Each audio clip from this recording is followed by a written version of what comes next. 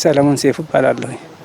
በምንጭጮ ልማት ጣቢያ ሰራተኛ ነኝ። ከቁፋሮ ጀምረን እስከ ችግኝ ነቀላ ድረስ የምንሰራ ሰዎች ነን። ከዛን ጀምረን አሁን እንግዲህ መጀመሪያ እንቆፍራለን። ከቁፋሮ ቀጥለን ያው መደብ እናበጃለን፣ መስመር እናወጣለን፣ ዘር እናመጣለን፣ እንዘራለን። እያጠጣን ውሃ እያጠጣን በሳር አልብሰን ማለት ነው። ከዛን ያንን ሳሩን ካለበስን እያጠጣን ገፈፋ ሲደርስ እንገፋለን። ከገፈፍን በኋላ እናጠጣለን። ውሃውን እናጠጣለን። ውሃ ካጠጣን በኋላ ደግሞ አረም ሲደርስ አረሙን እናርባለን። እያረምን እያለን እንኮተኩታለን። ከኮተኮትን በኋላ ሁሉንም ነገር በቃ እስከሚደርስ ድረስ ከነቀላ ድረስ እየጠበቅን እንኮተኩታለን። ሳምራዊ ተፈራባለሁ። የምንጭጮ ችግኝ ጣቢያ ስራ አስኪያጅ ነኝ።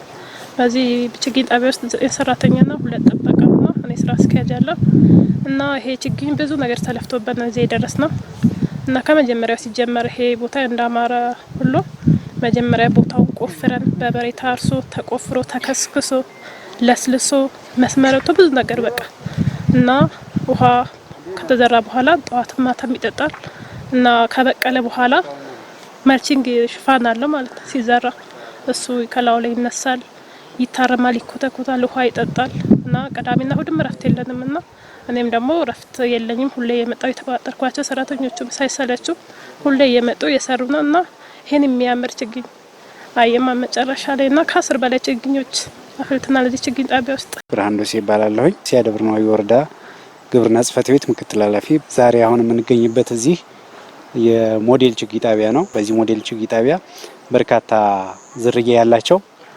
ከ15 በላይ የሚደርሱ የሀገር በቀልና ከተወሰኑ ዛፎች በዚህ ያቸገኝንበት ለቀጣይ ለ2018-19 የአረንጓዴ አሻራ ቅድመ ዝግጅት ስራ እየሰራን ያለንበት ሁኔታ ነው ያለው። ምናልባት ይሄን ስንሰራ እንግዲህ እንደ እኛ በቅድ የያዝነው በሞዴል ችግኝ ጣቢያ እናፈላለን ብለን በቅድ ደረጃ የያዝነው 1,841,000 ችግኝ ነው።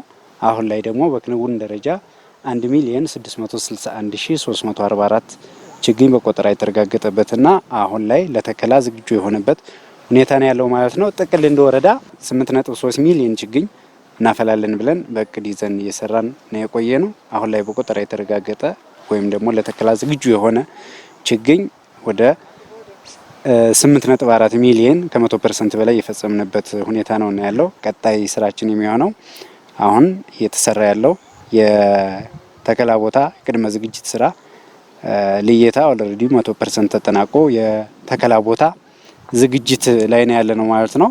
ስለዚህ እነዚህ ችግኞች ያው ከአመት አመት በርካታ ችግኝ እንግዲህ በከፍተኛ ሁኔታ ብዙ እንክብካቤ የሚፈልግ ነው።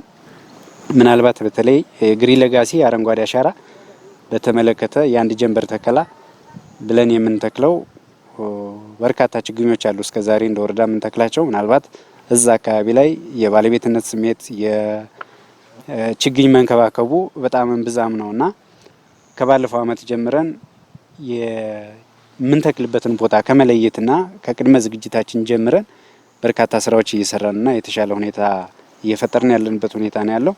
እስካሁን የሚተከሉ ችግኞች ከመጽደቅና አገልግሎት ጥቅም ላይ ከመዋል አንጻር ክፍተት ያለበት በመሆኑ ማህበረሰቡ ይሄንን ግንዛቤ እየተፈጠረለት በተለይ ከተማ አካባቢ ግሪን ኤሪያዎች ታጥረው በአግባቡ እንክብካቤ የተደረገላቸው ጽዱና ምቹ አካባቢ ለመፍጠር የራሱን የሆነ ማህበረሰቡ ግዴታውን መወጣት አለበት፣ መንከባከብ አለበት፣ እንደራሱ አድርጎ መቁጠር አለበት የሚል ሀሳብ አለኝ።